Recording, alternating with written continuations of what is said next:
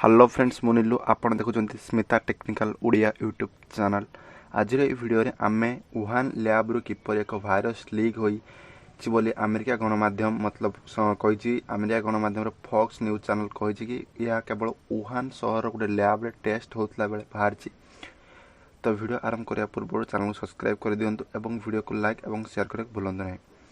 चीन रो वुहान शहर ही corona virus leak होइछि बोली यह जड़े फॉक्स न्यूज रिपोर्टर और फॉक्स न्यूज पूरा देखई कहवा अनुसार ए लैब्र काम जड़े इंटर्न को द्वारा यह भाइरस व्यापी।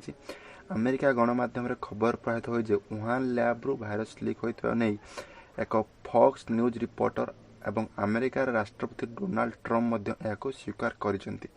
फॉक्स न्यूज एक स्वतंत्र रिपोर्ट रे कहुए जदियो यही भाइरस जैविक भाइरस नुहे मतलब मनीष आपको तैयारी करनी ताहले वुहान लैबोरेटरी या ऊपर कौन पाई रिसर्च कराउतला।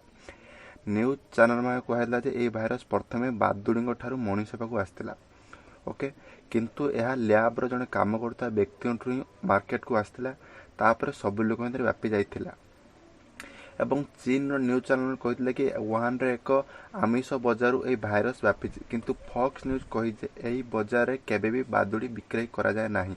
जदि भाइरस बादुड़ी आसी ए जो वुहान फिश मार्केट रु बादुड़ी बिक्री करा जाए ताले सेठी किपरि व्यापिला। चीन रे काम करुवा बेले जड़े इंटर्नशिप रे काम करता जड़े जो व्यक्ति जे कि लैब रे काम करते तांको पाखरु ही भाइरस व्यापी बोली चीन कही। अमेरिका कहवा अनुसार चीन निजको अधिक शक्तिशाली देखापी एवं भाइरस को चिन्हट करने और भाइरस लड़वे चीन अमेरिका ठारू अधिक समकक्ष किंबा ताठू अधिक क्षमता तापार अच्छी बोली चीन यही भाइरस उपर अध्ययन करथुला।